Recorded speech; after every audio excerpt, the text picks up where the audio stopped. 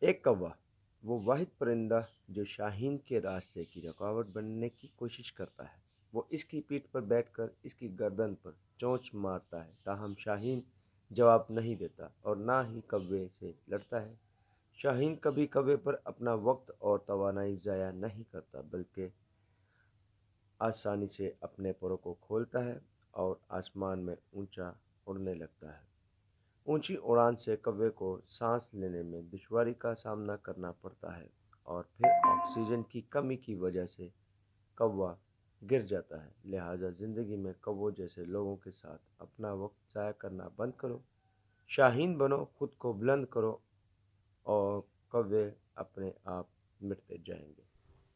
ہماری پوری ویڈیو دیکھنے کے لیے آپ تمام دوستوں کے تہہ دل سے شکر گزار ہیں۔ ملتے ہیں اپنی اگلی نئی ویڈیو میں، تب تک کے لیے اللہ نگہبان۔